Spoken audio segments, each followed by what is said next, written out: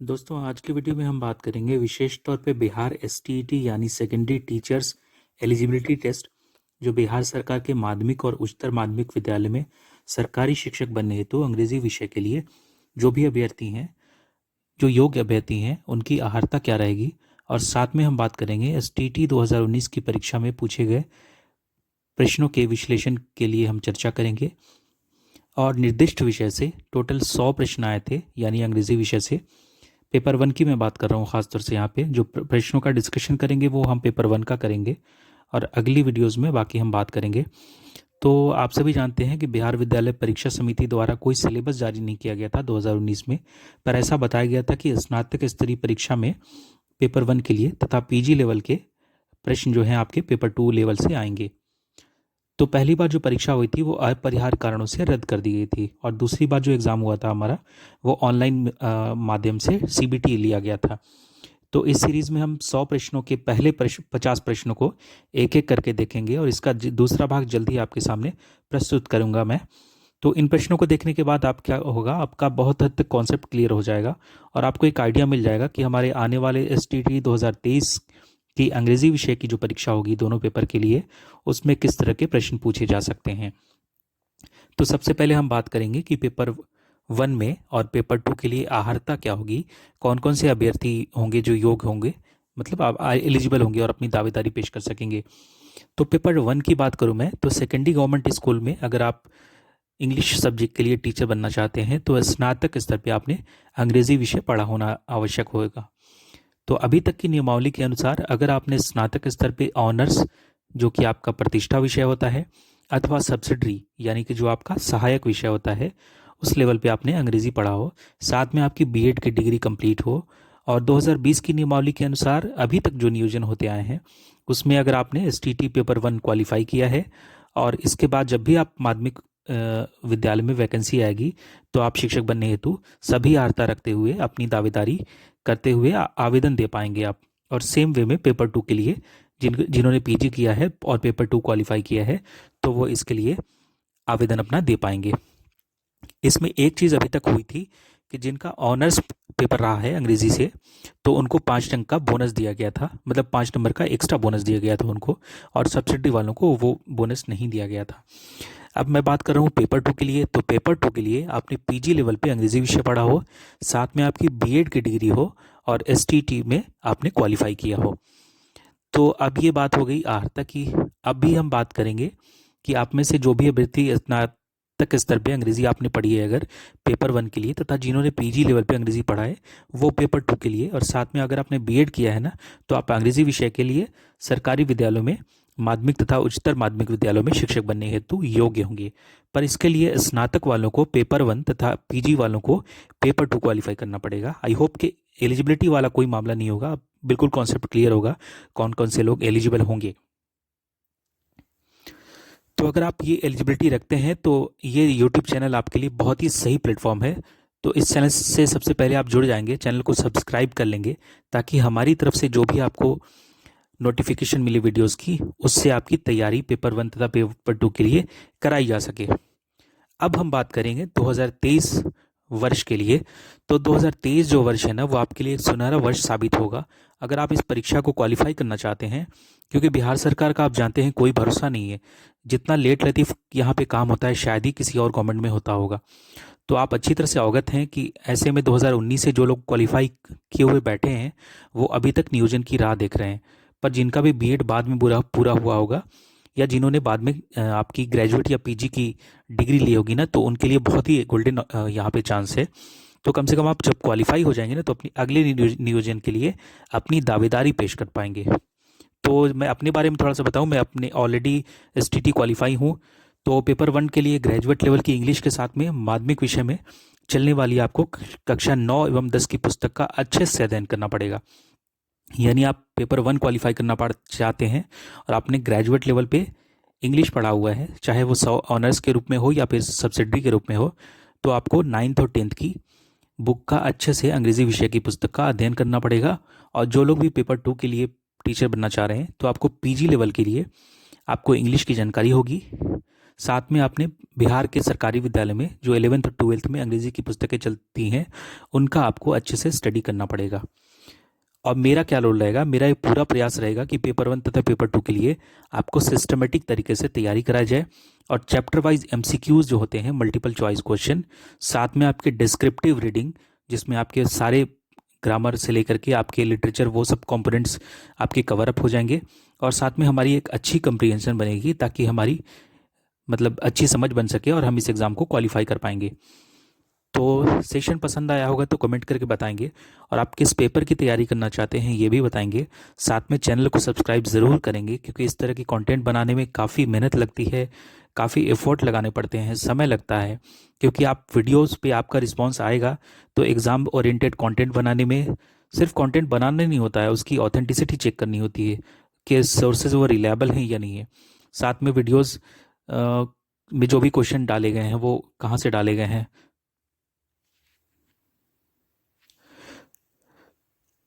तो सेशन पसंद आया हो तो कमेंट करके बताएंगे और आप किस पेपर की तैयारी करना चाहते हैं ये भी ज़रूर बताएंगे।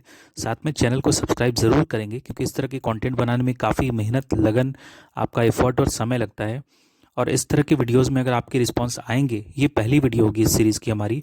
बिहार एसटीईटी से रिलेटेड अभी तक मैंने कोई वीडियो नहीं डाली थी क्योंकि मैं दूसरे एग्ज़ाम में और अलग अलग कारणों से मैं बिज़ी था।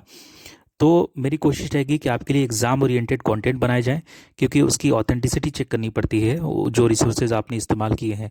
साथ में अगर आप चाहते हैं कि वीडियोस का दूसरा पार्ट लाया जाए तो आपके पॉजिटिव रिस्पांस का मुझे इंतज़ार रहेगा। मुझे पूरी आशा है कि जो भी लोग इस वीडियो को देख पा रहे हैं तो आप चैनल से जुड़ जाएंगे, चैनल को सब्सक्राइब करते हुए बेल आइकन को दबाएंगे ताकि हमारी तरफ से जो भी अपलोड किए जाने वाली वीडियोज़ हैं उनकी नोटिफिकेशन आप तक टाइमली पहुँच सके। तो आज की वीडियो को हम शुरू करते हैं। प्रश्न संख्या 1 से लेकर के 50 तक जो थे वो कॉमन थे, जिसमें पेडागोजी और जनरल अवेयरनेस के सेक्शन के प्रश्न होते हैं। 51 से लेकर के 150 तक हमारे निर्दिष्ट विषय यानी कि सब्जेक्ट से हमारे प्रश्न पूछे गए थे। तो यहाँ पे हम शुरू करेंगे 50 नंबर 1 से। तो 51 से हमारा 100 तक का इस वीडियो में हम कवर करेंगे। इस सीरीज़ को कंटिन्यू करते हुए पार्ट 2 डिपेंड करेगा कम्प्लीटली आपके रिस्पॉन्स के ऊपर में। तो हम आज की वीडियो शुरू करते हैं। Find the correctly spelled word. तो इसमें आपको 51 से हमने पढ़ना शुरू किया है। आपको एडवर्सिटी का स्पेलिंग देखना है। तो एक चीज़ आप ध्यान रखेंगे कि जो भी 4 ऑब्जेक्टिव में से जो प्रश्न सही हैं, जो ऑब्जेक्टिव का आपका आंसर सही है ना, उसको मैंने, आप देख पा रहे हैं यहाँ पे एडवर्सिटी को, इसको मैंने हाईलाइट किया हुआ है और ये थोड़ा इटैलिक वे में है, प्लस आपको ये बैगनी कलर से रंगा हुआ है। तो जो भी आपको बैगनी कलर में दिख रहा है ना, ये आपका करेक्ट आंसर होगा। पूरी वीडियोस में जो भी आपको पर्पल कलर में ये रंगा होगा वो आपका करेक्ट आंसर होगा। Which of the following is not one of the Shakespeare plays. तो इसमें से आपको बताना है कि शेक्सपियर की नाटक में से कौन सा प्ले, मतलब शेक्सपियर का कौन सा प्ले इसमें नहीं है। तो हेमलेट आप जानते हैं इसमें शेक्सपियर का। द विंटर्स टेल भी शेक्सपियर का है, ओथेलो भी शेक्सपियर का है, पर जो पिग्मेलियन है ना वो जीबी शॉ का है। तो हमारा नॉट पूछ रहा है, तो 52 में हमारा पिग्मेलियन जो है वो हमारा करेक्ट आंसर हो जाएगा। 53 देखिए, the comparison of unlike things using the word like or as is. हमको कंपेरिजन करना है लाइक और एज शब्दों का, और उसके बाद हमारा जो नई भाषा निकल के आएगी उसको हम क्या कहेंगे। तो एक एक करके देखेंगे। मेटाफोर का मतलब क्या होता है। मेटाफोर मतलब होता है कि a metaphor is a figure of speech that describes something by saying it something else. यानी कि किसी वस्तु की दूसरी तरह से पूरी समानता दिखाने के लिए किसी शब्द का काल्पनिक प्रयोग। मतलब हमें कुछ और कहना है पर हम कुछ और कर रहे हैं, वो हमारा मेटाफोर कहलाएगा। इसका एग्जाम्पल देख लेंगे। जो भी एग्जाम्पल है आपका वो ग्रीन कलर से है। एग्जाम्पल है हमारा, all religion arts and science are branches of the same tree. ये इसका पहला एग्जाम्पल हो गया, यानी कि सभी धर्म जो हैं, सभी कला हैं और सभी जो विज्ञान हैं वो एक ही पेड़ के क्या है, ब्रांचेज हैं, उनकी शाखाएं हैं। दूसरा एग्जाम्पल देखिए, लाइफ इज़ अ हाईवे। जीवन जो है एक क्या है, हाईवे की तरह है। एक हाईवे आप समझ पा रहे हैं। He is a shining star etcetera, यानी कि वो एक चमकता हुआ सितारा की तरह है। तो ये जो टर्म है वो सिमिली कहलाता है। तो सिमिली किसको कहते हैं, ये एक तरह का फिगर ऑफ स्पीच है जिसमें हम लाइक और एज के साथ में तुलना करते हैं। हिंदी भी देख लेंगे साथ साथ।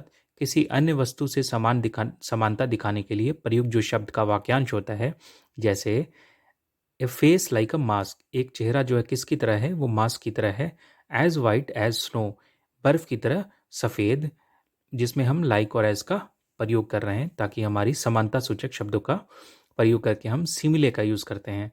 तो हम देख चुके हैं already, it is a figure of speech comparison that uses like or as is called a simile. तो कुछ एग्जाम्पल हैं साथ में जो आपके ग्रीन कलर से रंगे गए हैं। एज कोल्ड एज आइस, एक यानी कि बर्फ के जितना ठंडा। As bright as a button, as black as a coal, my love is like a red rose. तो जितना एक कोयला जो होता है ना, कोयला की जैसा काला, और my love is like a red rose, तो मेरा प्यार जो है वो लाल गुलाब की तरह है। तो इसमें हम देख पा रहे हैं कि लाइक और एज का हम यूज़ कर रहे हैं, तो वैसे में हमारा जो शब्द निकल के आएगा उसको हम सिमिले कहेंगे, आप याद रखेंगे। सिमिले में हम हमेशा लाइक और एज की तुलना के साथ में तुलना करेंगे, या तो लाइक के साथ तुलना होगी या एज के साथ तुलना होगी। एग्जाम्पल आपके सामने ऑलरेडी प्रेजेंट किए गए थे। अब मेटाफोर भी पूछा हुआ है तो उसको भी छोड़ेंगे नहीं हम। तो मेटाफोर का मतलब होता है, a metaphor is a figure of speech that describes something by saying it's something else, यानी कहना कुछ और चाहेगा और इसका अर्थ कुछ और निकलेगा। एक वस्तु की दूसरे से पूरी तरह समानता समानता दिखाने के लिए किसी शब्द का काल्पनिक प्रयोग। तो यहाँ पे आप देखिए एग्जाम्पल में, all religion arts and science are branches of the same tree, यानी जितने भी धर्म हैं, जितनी भी कलाएं हैं और जितने भी विज्ञान हैं, वो क्या हैं, एक ही पेड़ की शाखाएं हैं। Branches of the same tree, वो एक ही पेड़ की अलग अलग ब्रांचेज हैं। दूसरा एग्जाम्पल देखिए, लाइफ इज़ अ हाईवे। तो लाइफ जो है हाईवे तो नहीं है ना, पर उसको कह रहा है कि लाइफ इज़ अ हाईवे, तो ये मेटाफोर इस तरह के वर्ड आपको दिखेंगे। He is a shining star, वो तो इंसान है ना, पर वो कह रहा है कि he is a shining star, वो चमकता हुआ सितारा है। तो आई होप आपको सिमिले और मेटाफोर बिल्कुल क्लियर होगा, और आज के बाद आप हमेशा इस चीज़ को ध्यान में रखेंगे। चाहे भी किसी भी एग्जाम में आपके अंग्रेजी में ये सब शब्द पूछे जाएंगे, आप गलत करके नहीं आएंगे। अगला देखेंगे, अलिट्रेशन क्या होता है। It is a figure of speech in which some sound repeats in a group of word such as. तो इसमें क्या है कि किसी शब्द समूह में एक ही अक्षर या ध्वनि से आरंभ होने वाले जो शब्द होते हैं उनका प्रयोग क्या कहलाता है, एलिट्रेशन कहलाता है। यानी आप सिंपल वे में ये समझिए कि कोई भी एक ऐसा वर्ड शब्दों का समूह है जिसमें आपको लगातार एक ही जो अक्षर हैं या ध्वनि स्टार्ट हो रही है। जैसे अगर बी का एग्जाम्पल लें, बी फॉर बुआ का, तो हमारा यहाँ पे आप देख पा रहे हैं ग्रीन कलर में, Bob brought the box of bricks to the basement, यानी कि इस तरह के वर्ड जिसमें एक ही शब्द आके बार बार रिपीट होंगे है ना, तो वो हमारा एलिट्रेशन कहलाएगा। तो आई होप ये तीनों पॉइंट आपको बिल्कुल क्रिस्टल क्लियर मैनर में समझ में आए होंगे, और इसको आप हमेशा ध्यान में रखेंगे, ये बहुत ही इंपॉर्टेंट है आपके। अगले क्वेश्चन की तरफ बढ़ेंगे। तो हमारा क्वेश्चन नंबर 54 है, which is often called a romantic which is often called a romantic poet as most of his poems revolve around nature. तो कौन से ऐसे कवि हैं जिनको रोमांटिक कवि कहा गया है, रोमांटिक जिनको पोएट कहा गया है, और उनकी जो भी पोएम्स हैं वो हमेशा नेचर के, प्रकृति के इर्द गिर्द घूमती हैं। तो ये बहुत ही पॉपुलर कवि हैं अंग्रेजी के, विलियम वर्ड्सवर्थ। तो इन विलियम वर्ड्सवर्थ को जो है वो क्या कहा गया है, रोमांटिक पोएट हमेशा कहा गया है। और इनकी जितनी भी कविताएं हैं वो सब प्रकृति के आसपास उनके इर्द गिर्द घूमती हैं। तो हमारा 54 का आप देख पा रहे हैं जो आपके पर्पल कलर में रंगा हुआ है, वो इसका करेक्ट आंसर हो जाएगा। ये सभी में मैंने इस्तेमाल किया है, ये एक तरह का कोड मैंने रखा हुआ है ताकि क्वेश्चन का आपको पर्पल में जो भी है वो आंसर आपके क्रिस्टल क्लियर मैनर में बिल्कुल साफ सुथरे तरीके से समझ आ सके। Choose the correct sentence. 55 देखेंगे, let me sing a song, let I sing a song, let me sing a song, let my sing a song, और नन ऑफ दीज। तो यहाँ पे आप बिल्कुल आसानी से समझ पाएंगे कि इसमें करेक्ट सेंटेंस जो हमारा है वो हमारा पहला वाला है, late me sing a song. 56 देखेंगे कि which figure of speech is it when a statement is aggregated in a poem. तो किसी भी इसमें से कौन सी फिगर स्पीच है जिसका स्टेटमेंट है वो बढ़ा चढ़ा करके पेश किया जाता है। तो यहाँ पे आप देखिए कौन सा है। तो पहला देखेंगे हमारा हाइपरबोले क्या होता है। इसमें ये हम ये देखते हैं कि it is a way of speaking or writing. ये दोनों तरह का तरीका है, या तो लिखने का भी हो सकता है और बोलने का भी हो सकता है। That make something sound better, more exciting, dangerous etcetera when it really is. यानी किसी वस्तु को की विशेषता को बढ़ा चढ़ा के उसके बखान करने का जो ढंग है ना, वो क्या कहलाएगा, हाइपरबोले कहलाएगा हमारा। तो यही इसमें पूछ रहा है कि which figure of speech is when it the statement is exaggerated in a poem. तो ये हमारा कहलाएगा हाइपरबोल। तो इसका एग्जाम्पल देख लेते हैं। हमारा एग्जाम्पल है I am so hungry I could eat a horse. मैं इतना भूखा हूं ना कि मैं घोड़ा खा सकता हूँ। तो इंसान घोड़ा खा सकता है क्या? नहीं खा सकता ना। पर उसको बढ़ा चढ़ा के बताना है तो बता रहा है कि इतनी भूख लगी है ना उसको कि उसके सामने घोड़ा भी रखा जाए तो खा जाएगा। दूसरा हमारा एग्जाम्पल है I have seen this movie 100 times. मतलब इसने कोई शख्स है, उसने किसी मूवी की बात कर रहा है कि मैंने इसको सैकड़ों बार देखा हुआ है। तीसरा एग्जाम्पल देख लीजिए जो एक तरह का इडियम भी है, it cost N arm and a leg. यानी कोई चीज़ इतनी खर्चीली होनी कि उसके बदले में आपको अपना एक हाथ और अपना एक पाँव जो है वो देना पड़े। तो इस तरह की चीज़ें जो बढ़ा चढ़ा के पेश की जाएं वो हमारे हाइपरबोलिक कहलाएंगी। आयरनी क्या होता है देखेंगे, a way of speaking that shows you are joking or that you mean opposite of what you say. तो ये एक तरह की बातचीत का तरीका है जिसमें एक तरह से या तो कटाक्ष किया जाता है या फिर उसके बिल्कुल अपोजिट कहा जाता है जो आप कहना चाह रहे हैं। तो इसको और अच्छे तरीके से समझते हैं, the use of words to express something other than and especially the opposite of the literal meaning. यानी कि आप वही चीज़ है, आप कुछ कहना और चाह रहे हैं पर आपका मतलब कुछ और है। एन अनयूजुअल और unexpected part of a situation, या कोई एक ऐसी स्थिति भी पैदा हो जाती है जो बिल्कुल अनयूजुअल है, जो बिल्कुल अनएक्सपेक्टेड थी हमारे लिए, दैट सीम्स स्ट्रेंज और अम्यूजिंग। तो इसका एग्जाम्पल जब हम देखेंगे, साथ में इसके हिंदी का वर्ड पढ़ लेते हैं तो हमारी बिल्कुल दुरुस्त तरीके से समझ में चीज़ें आ जाएंगी। किसी स्थिति आदि का असामान्य या अप्रत्याशित अंश जो विचित्र या हास्यजनक लगे, कोई एक तरह की विडंबना हो या व्यंग हो जिसमें कही गई बात से बिल्कुल उल्टा अर्थ निकले, वो हमारा आयरनी कहलाएगा। एग्जाम्पल देख लेंगे, a fire station Burns down. मतलब जो जिसका काम है आग बुझाना वही जल जा रहा है। तो ये एक तरह से व्यंग है ना, ये कटाक्ष है एक तरह का, ये सार्कास्टली वे में इसको बोला जा रहा है। A marriage counsellor files for divorce. मतलब जो शादी लगाने वाला काउंसलर है ना वही डिवोर्स फाइल कर रहा है। तो आप समझ पा रहे हैं आयरनी क्या है। The police station gets robbed. अब बताइए, जो पुलिस रक्षा के लिए रखी गई है वही लूट जा रही है। A post on Facebook complains about how useless Facebook how you Facebook is. Facebook का यूज़ हम किस लिए करते हैं? सोशल मीडिया में हमारी हमारे आइडियाज़ को, हमारे थॉट को शेयर करने के लिए। तो ये यहाँ पे कह रहा है कि फेसबुक का इस्तेमाल ही जो किया जा रहा है ना, वो इस बात की शिकायत के लिए किया जा रहा है कि कितनी बेकार फेसबुक है। तो आप समझ पा रहे हैं आयरनी क्या है। अब देखिए हमारा सटायर का क्या होता है। तो the use of humour to attack a person, एक तरह से ह्यूमर का यूज़ करना किसी इंसान पे कटाक्ष करने के लिए। एन आइडिया और behaviour that you think is bad और सिली। एक तरह का आइडिया हो सकता है, विचार हो सकता है, या बातचीत करने का तरीका हो सकता है, व्यवहार हो सकता है जो हम ये सोचते हैं कि बहुत ही बुरा है या बहुत ही बचकाना है, बेवकूफ़ तरीके का है। अ पीस ऑफ राइटिंग और अ प्ले, ये दूसरे तरीके से देखेंगे, film etcetera that uses satire. It use to criticise and expose flaws in human nature and behaviour. यानी ये क्या होता है, ये एक तरह से क्रिटिसाइज करता है, उसकी आलोचना करता है जिसमें हमारे ह्यूमन के नेचर और बिहेवियर को, के फ्लॉज को दिखाया गया है। In addition to being its own genre, it is a literally device often use to critic politics and topics issues, topical issues.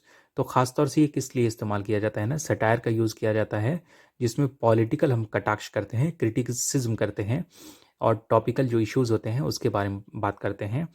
तो नीचे देखिए ग्रीन में आपको जो दिख रहा है, satire is the found in many artistic forms of expression including internet memes. आजकल बड़ा मीम बन रहा है आजकल बहुत। तो लिटरेचर के साथ में भी इसका कटाक्ष किया जाता है। प्लेज, जो नाटक होते हैं हमारे, जो हमारी कमेंट्री होती है, जो हमारे म्यूज़िक होते हैं, फिल्म होती है, टेलीविज़न होती है, शोज़ होते हैं, मीडिया होती है, जिसमें आपके लिरिक्स वगैरह होते हैं। तो इसमें कटाक्ष में, सटायर में हम क्या करते हैं, किसी भी खराब या मूर्ख व्यक्ति के बारे में या तो विचार प्रकट करते हैं या उनके आचरण पे विचार होता है। खासतौर से ये किसके लिए किया जाता है, जो हमारा पॉलिटिक्स का क्रिटिक होता है और टॉपिकल इश्यूज होते हैं। साथ में जो भी एग्जाम्पल आपके दिए गए हैं, आइडियाज़ ऑफ एक्सप्रेशन, हमारे इंटरनेट मीम्स जो होते हैं, लिटरेचर होते हैं, plays, commentary, music, films and television shows etcetera. तो यहाँ पे आई होप सटायर तक आप बिल्कुल समझ पाए हैं। हम बढ़ते हैं हमारे अगले क्वेश्चन की तरफ। 57 देखिए ज़रा, which one of the following sentence is grammatically correct. तो आप समझ पा रहे हैं इसमें से आपको चारों में से वो ऑप्शन चूज़ करना है जो ग्रामेटिकली तौर पे दुरुस्त है, करेक्ट है। तो इसमें आप देख पा रहे हैं would you mind work with me, तो ये इंट्रोगेटिव क्वेश्चन सेंटेंस है हमारा जो गलत है। Would you mind to work with me, ये भी गलत हो जाएगा। Would you mind working with me, ये दुरुस्त होगा क्योंकि इसमें हम जिरेंट फॉर्म का यूज़ करेंगे आईएनजी का। Would you mind worked with me, तो आप देख पा रहे हैं ए बी और डी जो ऑप्शन है आपके गलत हैं, सी ऑप्शन सही है क्योंकि वुड यू माइंड के लिए हमने जिरेंट फॉर्म का यूज़ किया है जिसमें आईएनजी जोड़ा है, to ask people politely to do things. तो हम अगर किसी से बिल्कुल पोलाइट वे में किसी काम को करने के लिए कहते हैं तो हम उसके लिए जिरेंट फॉर्म का यूज़ करेंगे। इस सेंटेंस के अकॉर्डिंग हमारा ऑप्शन नंबर सी क्या हो जाएगा, वो सही हो जाएगा। 58 देखिए, no sooner had he reach the station dash the train is arrived. तो नो सूनर के साथ में आप जानते हैं कि हमेशा हम प्रीपोजिशन दैन का यूज़ करेंगे। तो the structure no sooner is use to talk about something that happens immediately after something else, यानी एक घटना के तुरंत बाद अगर कोई दूसरी चीज़ होती है तो वो उसके लिए हम क्या करेंगे, नो सूनर का इस्तेमाल करते हैं। द कंजक्शन, यहाँ पे हम कंजक्शन का यूज़ करेंगे। सॉरी प्रीपोजिशन मैं बोल गया। द कंजक्शन नो सूनर के साथ में हम दैन का यूज़ करेंगे। Is also use to denote simultaneous actions, यानी एक के बाद एक जो है आपका कोई घटना होती जा रही है, कोई कार्रवाई होती जा रही है, एक्शन होते जा रहे हैं, तो वैसी हालत में हम नो सूनर के साथ में फिक्स कंजक्शन आपका दैन का यूज़ हमेशा होता जाएगा, ये आप ध्यान रखेंगे।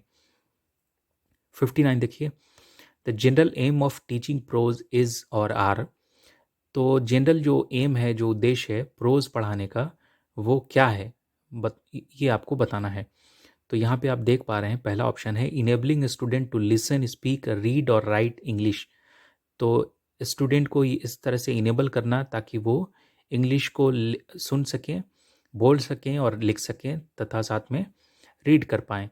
तो ये भी इसका एक वन ऑफ द ऑप्शन दुरुस्त है। दूसरा देखेंगे enabling students to comprehend the thoughts, जो विचार हैं उनको समझने के लिए स्टूडेंट्स को इनेबल करना, तो ये भी हमारा करेक्ट है। तीसरा हमारा है enriching student active and passive vocabulary, तो ये आप देख पा रहे हैं तीनों दुरुस्त हैं। तो हमारा ऑल ऑफ द अबव, जो ऑल ऑफ दीज ऑप्शन है वो दुरुस्त हो जाएगा, यानी कि the general aims of teaching prose है वो क्या हो जाएगा, इनेबल स्टूडेंट को इनेबल करना ताकि वो सुन सकें, पढ़ सकें, बोल सकें, लिख सकें इंग्लिश को। और दूसरा हमारा वो उसके थॉट को समझ सकें। तीसरा हमारा वो एक्टिव और पैसिव तरीके से वोकैबुलरी का यूज़ कर पाएँ। तो 59 में हमारा तीनों ऑप्शन दुरुस्त हो जाएगा, सही हो जाएगा। The prose is a powerful medium of expressing ideas, facts, laws and principle, ये आप समझ पा रहे हैं। 60 नंबर में देखेंगे the story is too fantastic to be credible, तो यहाँ पे आपको the word which best express the meaning of credible, तो क्रेडिबल का मिलता जुलता जो आपका सिमिलर वर्ड कौन सा है जो उसके सुटेबल हो, अप्रोप्रिएट हो, इसके हिसाब से वो आपको बताना है। तो यहाँ पे हम देख पा रहे हैं प्रेज वर्दी का मतलब होता है ऐसी चीज़ जिसकी तारीफ की जा सके। बिलीवेबल का मतलब होता है कोई चीज़ जिस पे विश्वास किया जाए, जो क्रेडिबल जो हो। तो हमारा ऑप्शन 60 का जो है क्रेडिबल से मिलता जुलता जो मोस्ट अप्रोप्रिएट ऑप्शन है हमारा, जो हमारा बिलीवेबल हो जाएगा। रीडेबल नहीं हो सकता है, नन ऑफ दीज तो होगा ही नहीं। तो हमारा प्रेज वर्दी, रीडेबल और नन ऑफ दीज नहीं होगा। ये हमारा पूछ रहा है कि the story is too fantastic to credible, तो स्टोरी इतनी बढ़िया थी कि जिस पे विश्वास किया जा सके, तो उसके लिए हम क्रेडिबल के लिए बिलीवेबल का यूज़ करेंगे। 61 देखेंगे the dog has been dash by a car, तो इसमें हमको फ्रेजल वर्ब का यूज़ करना है। तो रन ओवर का मतलब होता है किसी चीज़ को हिट कर देना, स्पील कर देना, स्ट्राइक करना, रन डाउन करना। तो जो डॉग था ना वो एक कार के द्वारा कुचल दिया गया, हिट कर दिया गया। तो रन ओवर का यहाँ पे सुटेबल जो ऑप्शन है हमारा वो करेक्ट हो जाएगा। रन आउट मतलब कोई चीज़ ख़त्म हो जाना या बिक जाना। रन फॉर मतलब to move using your legs going faster than a walk, यानी चहलकदमी करना, मतलब थोड़ा टहलने से जो हम वॉक करते हैं उससे थोड़ा तेज़ होना। और रन इनटू मतलब रीच ए लेवल और अमाउंट, किसी एक स्तर पे या फिर किसी एक मात्रा में अमाउंट में पहुंचना, वो है वो रन आउट कहलाता है। तो यहाँ पे 61 में हमारा रन ओवर करेक्ट हो जाएगा।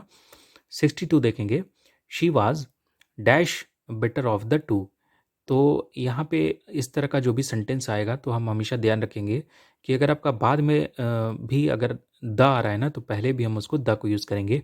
कैसे करेंगे, she was the better of the two हो जाएगा। मोर ए नहीं हो सकता, मोर भी नहीं होगा, ए भी नहीं होगा। आप थोड़ा सा इसमें सेंटेंस डाल के देखें, क्या ये दुरुस्त लग रहा है क्या? She was more better of the two. जब दो की तुलना कर रही है तो उसमें एक से ज़्यादा, मतलब एक ज़्यादा बेहतर कैसे हो सकता है? मोर बेटर तो हमने सुना ही नहीं कहीं पे। She was the better of the two जो है इसका करेक्ट हो जाएगा। अब इसका रीज़न, ये लॉजिक क्या दिया है ना, ये आप देख लीजिए। वेन यू हैव टू और चूज टू से, अगर आपको कुछ बोलना है, ये कहना है, of the two you use the better. Example देख लेंगे, the flower is the better of the two, यानी दो तरह के फूल हैं पर उसमें this flower is the better of the two, यानी दोनों में से बेहतर जो है वो इस ये वाला फ्लावर है। तो आई होप ये क्लियर आपको कॉन्सेप्ट हो गया होगा 62 का। 63 देखेंगे, select the most appropriate synonym of upload. तो अपलॉड का मतलब क्या होगा ये आपको देखना है। तो इसका मतलब होता है किसी चीज़, किसी भी स्थिति में प्रशंसा करना, तारीफ करना। तो यहाँ पे प्रेज का मतलब भी बिल्कुल यही होता है। रिक्वेस्ट आप जान रहे हैं, किसी से आग्रह करना, प्रे मतलब प्रार्थना करना, और फ्लेटर नहीं होगा यहाँ पे। तो हमारा अपलॉड का जो सिनोनिम हो जाएगा वो प्रेज हो जाएगा। 63 का डी ऑप्शन करेक्ट हो जाएगा। 64 देखेंगे, the way of living can be replace with the word. जो ज़िंदगी जीने का तरीका है, रास्ता है, वो क्या कहलाएगा, उसको हम किस वर्ड के साथ में चारों में से बदल सकते हैं? तो लाइवलीहुड नहीं होगा, लाइवलीहुड मतलब गुजारा करना होता है हमारा। लाइवलीनेस भी थोड़ा अटपटा है यहाँ पे, लाइफ लाइक भी नहीं होगा। लाइफ स्टाइल का मतलब होता है हम किस तरीके से अपनी लाइफ को गुजारते हैं, किस स्टाइल में। तो ये हमारा the way of living life is life style है ना। तो ये क्लियर है आपको, 64 में डी ऑप्शन करेक्ट हो जाएगा। 65 देखेंगे, students need to brainstorm ideas, organise them, draft, edit and revise their work. तो जो बच्चे हैं, जो विद्यार्थी हैं, जो शिक्षार्थी हैं, उनको क्या करना पड़ता है? उनको अपने आइडियाज़ को, उनके अपने विचार को ब्रेनस्टॉर्म करने की ज़रूरत है। एक बार विचार विमर्श करके उस पर सोचने की ज़रूरत है, उनको ऑर्गेनाइज करने की ज़रूरत है, उनको ड्राफ्ट करने की ज़रूरत है, उनको एडिट करना है, उनको अपने काम को रिवाइज करना है। तो ये सभी स्किल किस में आएंगे ये आपको बताना है। तो रीडिंग में, लिसनिंग में और स्पीकिंग में ये इस तरह के स्किल नहीं आएंगे। ये जो स्किल आपको मेंशन किए गए हैं ये सारे आपके राइटिंग स्किल के एग्जाम्पल हैं। तो 65 में हमारा students need to brainstorm ideas, organise them, draft, edit and revise their work is called writing skill. 66 देखेंगे, इंटरेक्टिव लिसनिंग इज। इंटरेक्टिव का मतलब होता है कि जब आप दो व्यक्ति बैठे हैं और दोनों की आपस में बातचीत हो रही है, यानी एक सामने वाला जो अपनी बात कह रहा है और दूसरा वाला उसका जवाब दे रहा है, यानी दोनों तरफ से अगर बातें एक वे में हो रही हैं, बिल्कुल इंटरेक्टिव वे में, तो वो हमारा क्या कहलाएगा? इसमें से चारों में से कौन सा दुरुस्त होगा? तो इंटरेक्टिव आप समझ पा रहे हैं, मैंने अभी उसको एग्जाम्पल दिया है, लिसनिंग एंड रिस्पॉन्डिंग। तो बिल्कुल हमारा इंटरेक्टिव का यही तरीका है कि एक तो हम उसको सुने भी और दूसरा हम उसको रिस्पॉन्ड करें। दूसरा हमारा देखेंगे लिसनिंग फॉर कंप्रीहेंशन। क्या समझने के लिए सुनना इंटरेक्शन है क्या? इंटरेक्टिव तरीका तो नहीं है। Listening for word meaning, word meaning के लिए भी अगर सुनते हैं तो वो भी हमारा इंटरेक्टिव नहीं है। तो हमारा listening and responding is called interactive. 67 देखेंगे, the nearest meaning of conceal is. तो कंसील का मतलब होता है किसी भी वे में छिपा देना, हाइड कर देना। तो नियरेस्ट मीनिंग पूछ रहा है, उसका सिनोनिम क्या होगा? तो अवॉइड नहीं होगा, अवॉइड मतलब किसी चीज़ को अवॉइड करना, बचना किसी चीज़ से। कीप नहीं हो सकता, स्टील नहीं हो सकता। कंसील जो है हाइड का मोस्ट अप्रोप्रिएट नियरेस्ट मीनिंग हो जाएगा। तो 67 का हमारा सी ऑप्शन करेक्ट हो जाएगा। 68 देखेंगे, which is the receptive skill of language. तो लैंग्वेज की, भाषा की रिसेप्टिव स्किल क्या है वो आपको बतानी है। तो सबसे पहले जानेंगे कि रिसेप्टिव स्किल क्या है।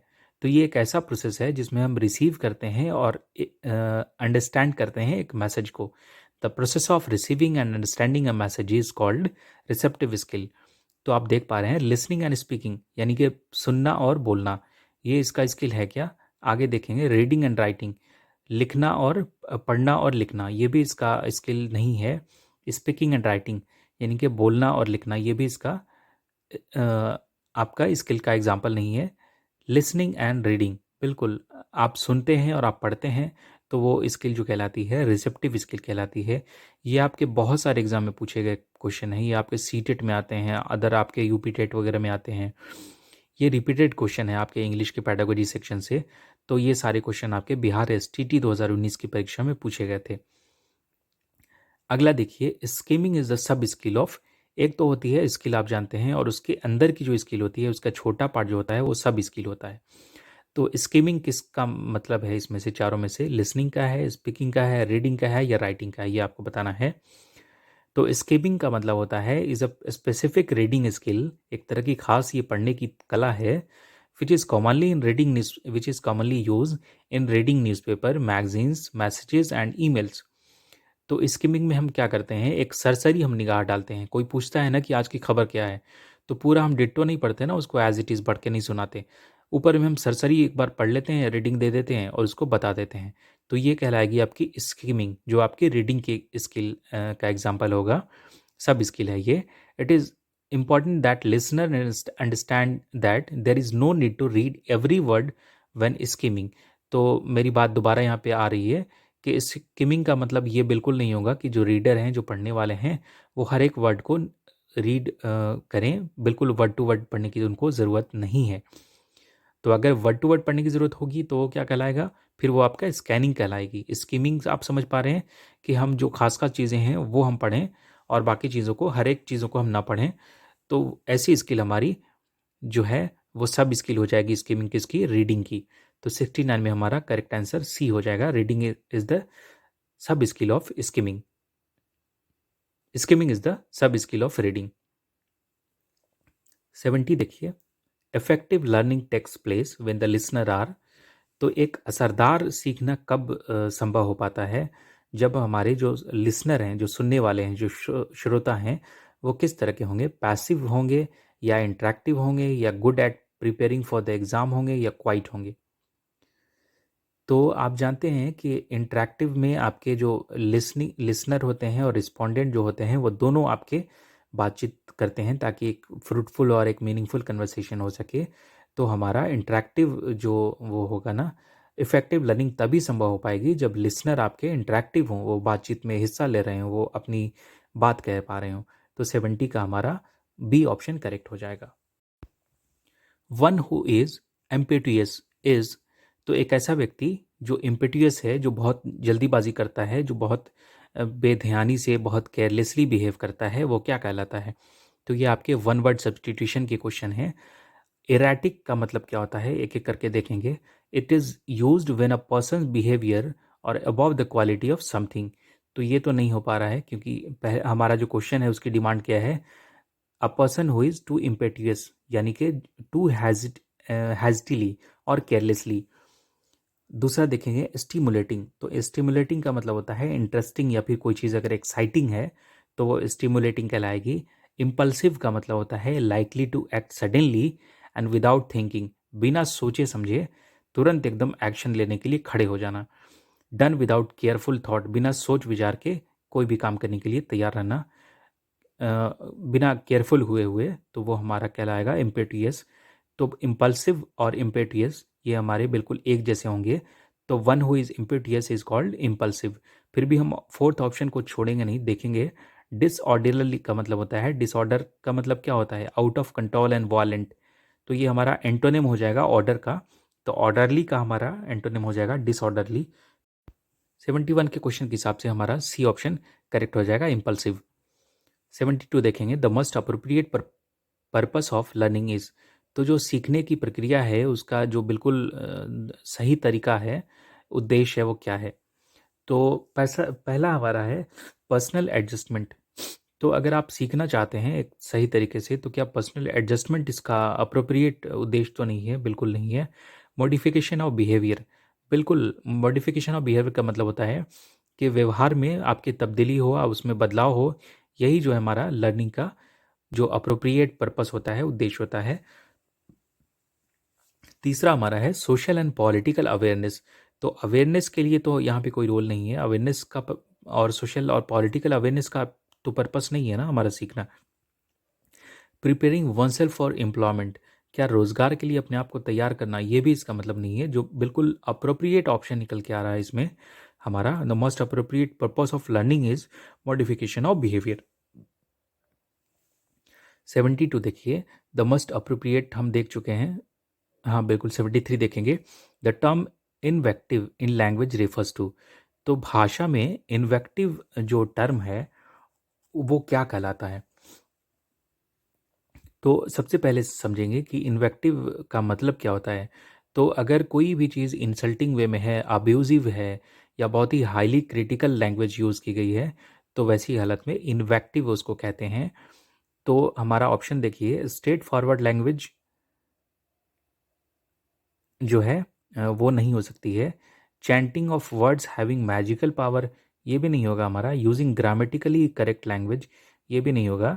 तो इन्वेक्टिव का मतलब आप हमेशा याद रखेंगे, अगर कोई भी भाषा जो इंसल्टिंग वे में है, अब्यूजिव है, बहुत ही highly critical critical language use की गई है, तो वो टर्म हमारा इन्वेक्टिव कहलाएगा। 73 का ए ऑप्शन करेक्ट हो जाएगा। 74 देखेंगे, when doctor Maria says your father is no more instead of your father died, she is using. तो आपने बहुत जगह पे देखा होगा कि अगर कोई व्यक्ति मर जाते हैं तो डाइड ना लिख करके पास्ड अवे लिखा जाता है ना, या नो मोर कहा जाता है। तो देख पा रहे हैं आप, जब डॉक्टर मारिया कहती हैं कि आपके पिता अब नहीं रहे, your father is no more instead of your father died, तो देखने में थोड़ा किसी को, सामने वाले को भी बुरा लगेगा जब सुनने को मिले कि योर फादर डाइड। तो उसके बदले में मारिया क्या कहती हैं, योर फादर इज़ नो मोर या योर फादर पास्ड अवे। तो शी इज़ यूजिंग, तो अगर इस तरीके से वो अपनी बात कहती है तो वो तरीका क्या कहलाता है? रिफ्लेक्शन नहीं कहलाएगा, स्कीमा नहीं होगा हमारा, डायरेक्ट स्टेटमेंट भी नहीं होगा यहाँ पे। ये हमारा कहलाएगा यूफेमिज्म। तो यूफेमिज्म में क्या होता है कि इट इज़ इनडायरेक्ट वर्ड और expression that you use instead of more direct one. तो बिल्कुल यही चीज़ आ रही है। योर फादर डाइड की जगह पे उन्होंने क्या कहा, डॉक्टर मारिया ने, योर फादर इज़ नो मोर। तो अगर इस तरह के सेंटेंस को वो यूज़ कर रही है ना, तो वो इंग्लिश लैंग्वेज के हिसाब से यूफेमिज्म का यूज़ कर रही है। तो अगर डॉक्टर मारिया इस तरह के लैंग्वेज का यूज़ कर रही है जिसमें वो डायरेक्ट ना कह के थोड़े बेहतर तरीके से वो अपनी बात को कहना चाह रही है, तो जैसे साउंड थोड़ा सा हमारा रूड नहीं निकल के सामने आ रहा है। एंड इनडायरेक्ट वर्ड और expression that you use instead of a more direct one when you talking something that is unpleasant और एम्बैरसिंग। अगर कोई चीज़ सुनने में बहुत ख़राब है लेकिन फिर भी आपको अपनी तरफ से कोशिश करके उसको थोड़ा सा बेहतर बनाने की कोशिश कर पा रहे हैं, तो वो टर्म क्या कहलाएगा इंग्लिश लैंग्वेज में? यूफेमिज्म कहलाएगा। ठीक है ना? तो आप 74 में याद रखेंगे, when doctor Maria says your father is no more instead of saying your father died, she is using euphemism. तो 74 हमने देख लिया। 75 में देखेंगे, which of the following assumptions is incorrect in language teaching. तो एक तरह की एजम्पशन है चारों में से जो सही नहीं है इन टीचिंग करते समय लैंग्वेज की, भाषा की। वो कौन सी है आप बताइए? Learners acquires language by trying to use it in real situations. तो लर्नर्स हैं जो सीखने वाले हैं, वो क्या करते हैं, लैंग्वेज को ग्रहण करते हैं, सीखते हैं बाय ट्राइंग, उसका इस्तेमाल करते हुए किस जगह पे?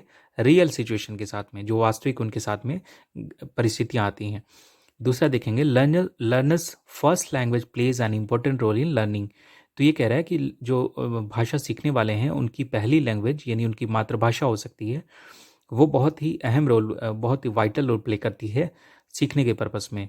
तो ये भी यहाँ पे नहीं हो रहा है। आगे देखेंगे, कौन सा एजम्पशन जो है आपका इनकरेक्ट है वो पूछ रहा है। तो language teaching should have a focus in communicative activities. तो ये भी यहाँ पे क्वेश्चन की डिमांड के अकॉर्डिंग नहीं है। फोर्थ में हमारा जो आंसर होगा उसको पढ़ते हैं, writing rather than speech should be given importance in language teaching. तो ये कह रहा है कि राइटिंग को स्पीच के तुलना में जो है, writing rather than speech should be given importance in language teaching. तो ये दुरुस्त नहीं है। बाकी ऊपर के तीनों ऑप्शन जो हैं वो आपके 75 के करेक्ट हैं। तो इसमें इनकरेक्ट एजम्पशन पूछ रहा था आपका, तो 75 का डी जो है इनकरेक्ट एजम्पशन है। एक बार पढ़ लेंगे आप तो बिल्कुल आपको क्लियर हो जाएगा। 76 देखेंगे, the term lexis refers to. तो लेक्सिस जो टर्म है उसका मतलब क्या होता है? तो all words forms having meaning and grammatical functions in a particular language, किसी एक विशेष लैंग्वेज में ग्रामेटिकल फंक्शंस और साथ साथ जितने भी वर्ड के फॉर्म्स हैं वो अगर सार्थक एक शब्द निकल के आ रहे हैं तो वो हमारे लेक्सिस कहलाएंगे। The study of selected verb forms नहीं होगा, ओरिजिन ऑफ वर्ड्स नहीं हो सकता, borrowing of words in a language, English language नहीं हो सकता है। तो 76 में लेक्सिस का मतलब होगा all word forms having meaning and grammatical functions in a particular language. 77 देखेंगे, when a writer attempts to describe something so that he appeals to our sense of smell, sight, taste, touch और hearing, she or he uses।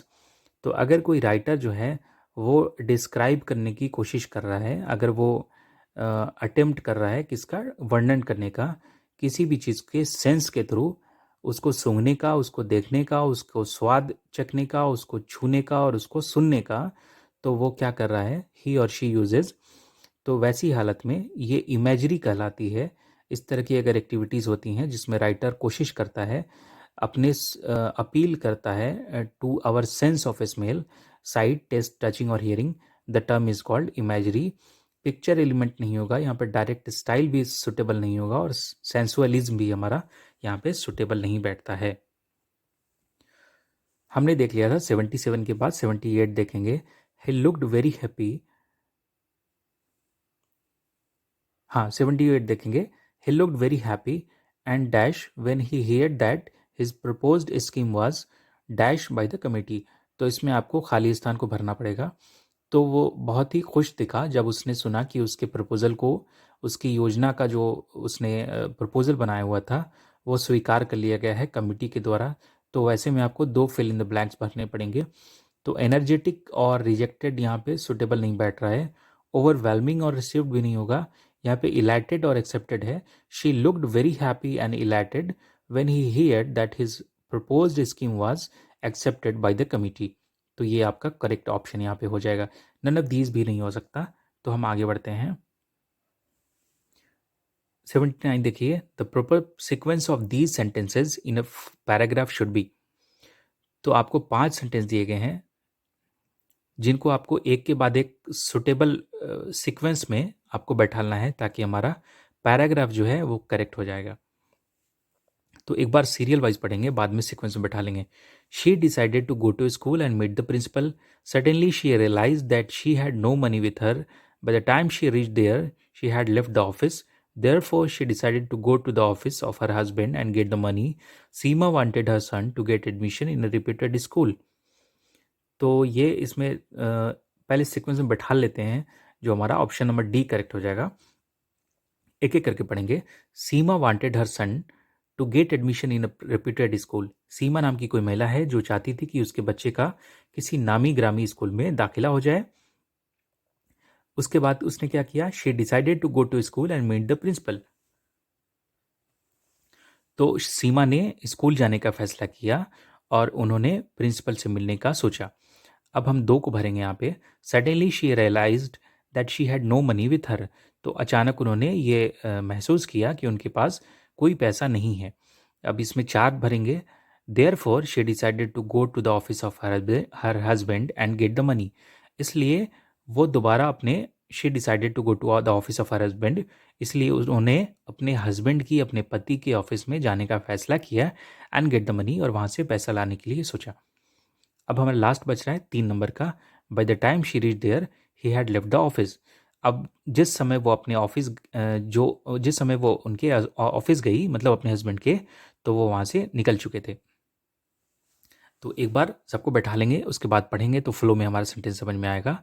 Seema wanted her son to get admission in a reputed school. She decided to go to school and meet the principal. Suddenly she realised that she had no money with her. Therefore, she decided to go to the office of her husband and get the money. By the time she reached there, he had left the office. तो I hope 79 आपको बिल्कुल सही तरीके से समझ में आ गया है। ये आपको सेंटेंस को सीक्वेंस में बैठाना था ताकि हमारा पैराग्राफ जो है वो प्रॉपर वे में सुटेबल और करेक्ट हो जाए। 80 देखेंगे। N entertainer who perform difficult physical action is. एक ऐसा एंटरटेनर जो डिफ़िकल्ट फिजिकल एक्शन, मुश्किल जो शारीरिक क्रियाएं हैं वो परफॉर्म करता है, वो क्या कहलाता है। मैजिशियन आप जानते हैं जादूगर को कहते हैं। एक्रोबेट का मतलब होता है an entertainer who perform difficult physical action. इसको पढ़ेंगे और perform physical act such as jumping and balancing specially in a circus. तो इस तरह की चीज़ें जिसमें वो जंप करता है, बैलेंस करता है अपनी बॉडी को, तो ये खास तौर से किस में होती हैं? सर्कस में होती हैं। अब जिमनास्ट का मतलब क्या होता है? A person who does gymnastic. और क्लोन जो आपका होता है, a person who performs comedy and art such as a play. तो ये सारे ऑप्शन आपको क्लियर हैं, तो हमारा 80 का ऑप्शन बी करेक्ट हो जाएगा। 81 देखेंगे, which is grammatically correct sentence. तो हमारा क्वेश्चन है, इसमें से कौन सा ग्रामेटिकली तौर से करेक्ट जो है वो सेंटेंस है? I ask him why he was working too hard, so hard. तो ये इसका बिल्कुल सुटेबल ऑप्शन है। बाकी 3 ऑप्शन गलत हैं, लेकिन फिर भी हम देख लेंगे उसको। पहला ऑप्शन आपका जो है वो करेक्ट है, क्योंकि वो डायरेक्ट स्पीच में कहा गया है और सेंटेंस उसके फॉर्मूला के अकॉर्डिंग सही बैठ रहे हैं। दूसरा देखेंगे, आई ask him why was he working so hard. Was के बाद ही लग गया है, तो यहाँ पे गलत हो जाएगा। फिर हैड के बाद भी आप ही देख रहे हैं, I ask him why had he been working so hard, ये भी गलत है। I ask him why would he working so hard. तो हमारा 81 में ए ऑप्शन जो है वो करेक्ट है। I ask him why he was working so hard, जो आपका डायरेक्ट स्पीच का पार्ट था। अब आप 82 में देखेंगे, please stop dash so many mistakes. तो यहाँ पे आपको बताना है कि टू मेक होगा या मेकिंग होगा या मिक्स होगा। तो आप जानते हैं कि हम यहाँ पे please stop making so many mistakes हो जाएगा, क्योंकि हम यहाँ पे जीरंड फॉर्म का यूज करेंगे। Gerund will follow after the stop, making is the right option, other option doesn't make sense. तो आप समझ पा रहे हैं। 83 में देखेंगे, ही इज नोन डैश मी। तो यहाँ पे आपको भरना पड़ेगा। इसमें से नीचे में चारों प्रीपोजिशन में से टू का यूज होगा, विद का होगा, बाई का या फॉर का होगा। तो he is known to me होगा, ठीक है ना। तो 83 में हम ए ऑप्शन हमारा करेक्ट हो जाएगा। 84 देखेंगे, if dash I would not lose temper. तो यहाँ पे आपको बताना है कि चारों ऑप्शन में से कौन सा करेक्ट है हमारा। तो इफ डैश एक एक करके भरेंगे। If I would not lose the temper. अगर मैं तुम्हारी जगह पे होता तो मैं अपना गुस्सा जो है टेम्पर अपना लूज नहीं करता, मतलब गुस्से को कंट्रोल रखता। तो दूसरा ऑप्शन देखेंगे, if I were you I would not lose temper. तो हमेशा ध्यान ध्यान रखेंगे कि वर का यूज़ हम तब करेंगे जब कोई इंसिडेंट हो that can not be possible in real world, है ना, जो वास्तविक दुनिया में आपका ये नहीं हो, पॉसिबल नहीं हो कहना। तो वो उसकी हालत में हम क्या करेंगे? If I were you I would not lose temper. एक और एग्जांपल देके समझ सकते हैं इसका हम। If I were a bird I would fly. अगर मैं पक्षी होता तो मैं उड़ता। तो इफ़ आपने सुना होगा कि आई के साथ वाज का यूज़ होता है, वर का यूज़ कहीं पे नहीं सुना। पर आप जब हाई लेवल की इंग्लिश पढ़ेंगे ना, तो आपको इस तरह के सेंटेंस देखने को मिलेंगे, तो आपको सरप्राइज होने की ज़रूरत बिल्कुल नहीं है। तो हमारा करेक्ट ऑप्शन हो जाएगा, if I were you I would not lose temper. तो हमने यहाँ पे 84 देख लिया है। 85 देखेंगे, it was an arduous task for me. तो आर्डियस का मतलब क्या होगा, यहाँ पे आपको बताना पड़ेगा। तो the opposite meaning of arduous is. तो सबसे पहले जानते हैं कि आर्डियस का मतलब क्या होता है। तो आर्डियस का मतलब होता है डिफिकल्ट, और इसका पूछ रहा है कि अपोजिट क्या हो जाएगा। तो अपोजिट आपका ईजी हो जाएगा ना। डिफिकल्ट तो ऑलरेडी दिया हुआ है, ब्राइट चमकीला नहीं होगा, होपफुल नहीं हो सकता है। तो 85 में हमारा ईजी जो है आर्डियस का एंटोनिम हो जाएगा, अपोजिट हो जाएगा। 85 देखेंगे, 85 देख चुके हैं। 86 देखेंगे, which part of the following sentence has an error. It was him who came running in to the classroom. तो 4 पार्ट हैं, चारों पार्ट में से किस पार्ट में आपकी गलती है वो बताना है आपको। तो पहला पढ़ेंगे, इट वाज हिम। तो इट वाज हिम की जगह हम रिप्लेस कर देंगे हिम को किससे? ही से। तो हमारा सेंटेंस जो है करेक्ट हो जाएगा। It was he who came running into the classroom. तो 86 का ए पार्ट में एरर है। 87 देखिए, the phrase lives dancing is an example of. तो अगर कोई फ्रेज में आपको सुनने को मिले कि जो पत्तियां हैं वो डांस कर रही हैं, वो नृत्य कर रही हैं, तो वो किस तरह का एग्जाम्पल होगा? तो एक एक करके हम ऑप्शन देखेंगे।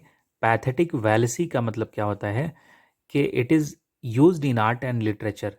समझ पा रहे हैं आप? आर्ट में या लिटरेचर में यूज़ किया जाता है। The act of describing animals and things as having human feelings. तो इसमें क्या कह रहा है कि इसमें साहित्य में ये खासतौर से यूज होता है जिसमें पशुओं और वस्तुओं को मानवीय भावनाओं के साथ में युक्त करके दिखाया जाता है। तो कुछ एग्जाम्पल देख लेंगे। A friendly sun shone down brightly on the party guest as they arrived in the garden. दूसरा देखेंगे, the weather is measurable outside. तो ये जो एग्जाम्पल हैं आपके पैथेटिक वैल्सी के हैं जिसमें आपके क्या किया गया है, एनिमल को डिस्क्राइब किया गया है ह्यूमन फीलिंग्स को दिखाने के लिए। तो हमारा the phrase lives dancing in example of pathetic fallacy. Hyperbole का मतलब हम ऑलरेडी पिछली बार भी देख चुके हैं पर दोबारा देख लेते हैं। Something sound better, more exciting, dangerous etcetera, a way of speaking or writing that make something sound better. ये बोलने और लिखने का एक तरीका है जिसमें कही गई बात को थोड़ा बेहतर तरीके से बढ़ा चढ़ा करके पेश किया जाता है। तो लिखा हुआ है, I am so hungry I could eat a horse. मैं इतना भूखा था, मैं इतना भूखा हूँ कि मैं घोड़े को खा सकता हूँ। तो इस तरह के सेंटेंस आएंगे तो वो हमारे हाइपरबोले होंगे। पन का मतलब क्या होगा, PUN, जिसमें हम an amusing use of a word that can have two meanings or of difficult words that sound the same. तो हिंदी देख लेंगे इसका, दो अर्थों वाले एक समान उच्चारण परंतु भिन्न अर्थों वाले शब्दों का विनोदी प्रयोग जो है वो पन कहलाएगा। अब एग्जाम्पल समझेंगे। The tallest building in town is the library. यानी इस शहर की जो सबसे लंबी बिल्डिंग है ना वो क्या है, लाइब्रेरी है। It has thousand of story. इसके पास में इसमें हजारों कहानियां हैं, है ना। तो इस तरह के जो उच्चारण हैं दो अर्थों वाले या एक समान उच्चारण वाले लेकिन उनके अर्थ अर्थ जो हैं वो अलग अलग हैं, तो इस तरह के हमारे टर्म जो हैं वो पन कहलाएंगे। ऑक्सीमोरोन क्या है, a phrase that combines two words that seems to be opposite of each other. तो एक ऐसा एक तरह का वो फ्रेज है जिसमें it combines two words that seem to be opposite of each word. तो जिसमें दो आपके एक ही तरह से दो वर्ड होंगे। तो ऑक्सीमोरोन का कुछ एग्जाम्पल देख के हम समझते हैं कि ऑफुली गुड। तो ऑफुल मतलब नेगेटिव वे में है और गुड मतलब अच्छा, तो बिल्कुल अपोजिट हो जा रहा है यहाँ पे। बिटर स्वीट भी उसी तरह है, आपस में ये कॉन्ट्राडिक्ट कर रहे हैं। सेम डिफरेंस, अब बताइए भला, सेम भी है और डिफरेंस भी है। ओरिजिनल कॉपी, अब ओरिजिनल है तो कॉपी एक साथ कैसे बैठेगा। तो इस तरह के जो शब्द हैं ना जिसमें आपके a phrase that combines two word that seems to be the opposite of each word that this term is called oxymoron. तो इस तरह की जो टर्म है वो क्या कहलाएंगे, हमारे ऑक्सीमोरोन कहलाएंगे। तो आई होप एग्जाम्पल के साथ में आपको सारी चीज़ें क्लियर होती जा रही हैं साथ साथ में। 88 देखेंगे, Venus and Adonis is a long narrative poem by. तो ये आपकी वेनस एंड एडोनिस जो है वो विलियम शेक्सपियर के द्वारा लिखी गई पोएम्स हैं। तो ये आप जब लिटरेचर पढ़ना शुरू करेंगे जिसकी वीडियोस में लाऊंगा आने वाली सीरीज में, तब आपको ये भी सारे पार्ट्स क्लियर होते चलेंगे साथ साथ। 89 देखेंगे, the poet who describes poetry as inspired mathematics is.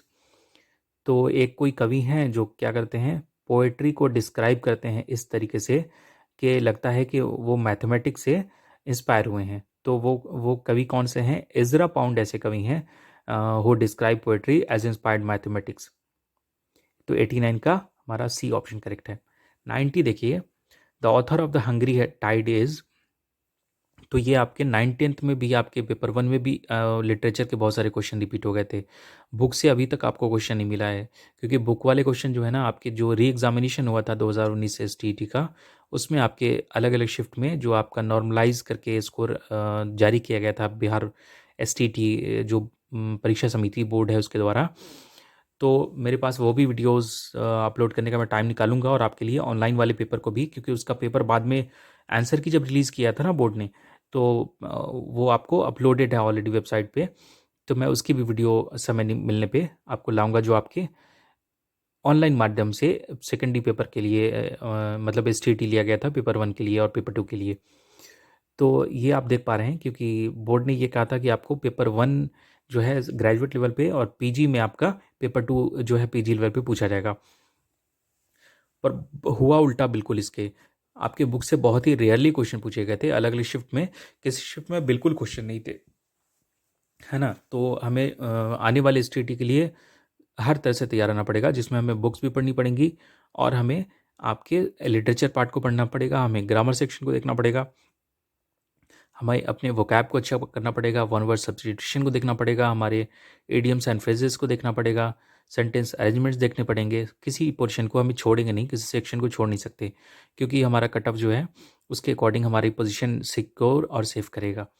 तो हम देख रहे थे 90 हमने देख लिया था, the author of Hungry Tide. तो हंग्री टाइड के जो ऑथर हैं बुक के, वो कौन है? अमिताभ घोष हैं। ये क्वेश्चन पूछा हुआ है आपके STT 2019 में। 91 देखिए, who believe that poetry is the spontaneous overflow of emotions. तो ऐसा किसका मानना है कि जो पोएट्री है, जो आपकी कविता कहने की कला है, वो स्पॉन्टेनियस ओवरफ्लो है इमोशन का। तो विलियम वर्ड्सवर्थ का ऐसा मानना था। तो 90 का हमारा एक करेक्ट हो जाएगा। 92 देखिएगा, the word opposite in meaning to the word demolish is. तो डेमोलिश का आपको अपोजिट बताना है। तो शिफ्ट, रिपीट और हाइड नहीं होगा। डेमोलिश मतलब ढहा देना, गिरा देना, बिल्ड मतलब बनाना। तो 92 का हमारा बिल्ड जो है इसका करेक्ट आंसर हो जाएगा। 93 देखेंगे, he talks as if dash lunatic. तो वो इस तरह से बात करता है जैसे वो ल्यूनेटिक हो। तो यहाँ पे हम दोबारा हमने देखा था वो वर यूज लगा के हमने यूज किया था। तो यहाँ पे हम क्या करेंगे, दोबारा से हम यहाँ पे वर का यूज करेंगे। He talks as if he were lunatic, क्योंकि यहाँ पे अनरियल सिचुएशन आ रही है। तो उसके हिसाब से हम यहाँ पे 93 में वर का यूज करेंगे। इज, वाज और आर नहीं होगा सुटेबल। 94 देखिए, लैंग्वेज एक्विजिशन ऑक्यूज ओनली व्हेन। भाषा शिक्षण जो है वो सीखने की प्रक्रिया तभी होती है जब क्या होता है, the rules of grammar are taught. Grammar के जो नियम है वो पढ़ाए जाते हैं। ये तो नहीं हो रहा यहाँ पे, मुझे नहीं लग रहा होना चाहिए। The learner is given an award. क्या लर्नर को अवार्ड दिया जाता है तभी होती है क्या लैंग्वेज एक्विजिशन? नहीं। The learner gets exposure to the language. तो जो लर्नर है उसको लैंग्वेज का एक्सपोजर मिलता है, वैसी हालत में एक सही वे में लैंग्वेज एक्विजिशन हो पाती है। और चौथा ऑप्शन भी देख लेंगे, the language is taught in the classroom. ये सारे प्रोसेस तो होते ही रहते हैं, लेकिन जो मोस्ट सुटेबल ऑप्शन यहाँ पे हो जाएगा ना, वो होगा हमारा 94 का, language acquisition occurs only when the learner gets exposure to the language. तो 94 का सी आप देख पा रहे हैं। 95 देखेंगे, who lost paradise in Milton's paradise lost.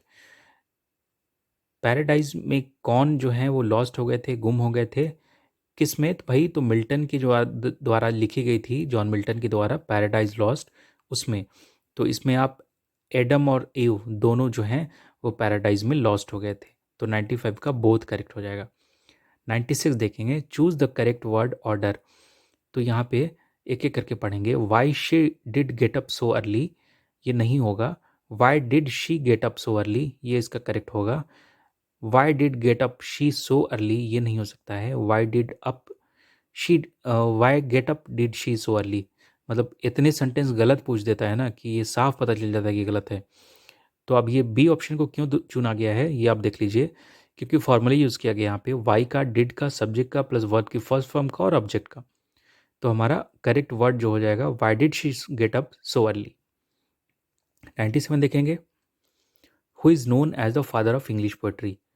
तो इंग्लिश पोएट्री के पितामह यानी फादर किसको कहा गया है? तो जियोफ्री चौसर को कहा गया है। मिल्टन को, वर्ड्सवर्थ को और शेक्सपियर को नहीं कहा गया है। 97 का father of English poetry Geoffrey Chaucer, याद रखेंगे आप। हमारा 98 है, the teacher is popular dash. लीजिए यहाँ पे मैंने आंसर डाल दिया गलती से। The teacher is popular dash is pupils. तो यहाँ पे हमें अमंग का यूज़ करना है। अमंग का मतलब सराउंडेड बाई होता है, इन द मिडिल ऑफ होता है। टू, विद और फॉर यहाँ पे यूज़ नहीं होगा। तो 98 का the teacher is popular among his pupils, यानी जो शिक्षक है वो अपने स्टूडेंट्स के बीच में, अपने शिक्षार्थियों के बीच में पॉपुलर है, मशहूर है। 99 देखेंगे, सोनेट क्या है? A sonnet is a poem of 8 lines, a poem of 10 lines, a poem of 12 lines, a poem of 14 lines. तो 14 जो लाइन की कविता होती है, पोएम जो होती है, वो क्या कहलाती है? वो सोनेट कहलाती है। आज का हमारा इस सीरीज का जो है लास्ट क्वेश्चन है, applying human qualities to non human things is. तो हमारा पर्सनिफिकेशन देखेंगे। पर्सनिफिकेशन का मतलब होता है it is a poetic literary device in which non living things are given human trades. तो जो नॉन लिविंग थिंग्स हैं, जिनमें जान नहीं होती है, उनको इंसान के यानी ह्यूमन ट्रेड्स के तौर पे यूज़ किया जाता है। यानी कि गैर मानवीय प्राणी के लिए जो चीज़ें गैर मानवीय हैं, जो इंसान की शक्ल में ना होकर के आपकी ह्यूमन चीज़ें हैं, उनको मानव की विशेषता बताने वाले चीज़ों के तौर पे शामिल करना। अब देखिए एग्जांपल से my alarm clock yells at me to get out of the bed every morning. तो मेरी जो घड़ी है ना अलार्म वाली, वो चिल्लाती है मेरे ऊपर ताकि मैं बेड से उठ करके खड़ा हो जाऊँ, तैयार हो जाऊँ, यानी बेड से उठ जाऊँ अपने। दूसरा example, instead of just describing the wind as blowing, you might describe it as breathing across your face. When you do this, you are personifying the wind.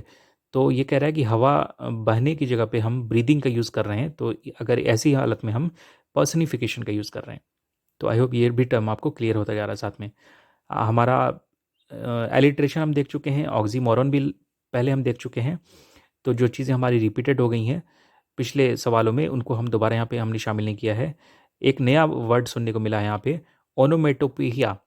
तो ओनोमेटोपिया का मतलब क्या होता है कि एवरी एनिमल साउंड फ्रॉम बो wow to moo to ribbit is a form of onomatopoeia. It is the tick tock of clock, the ding dong of a doorbell, a deep zap hiccup, a hiss and a हैकल.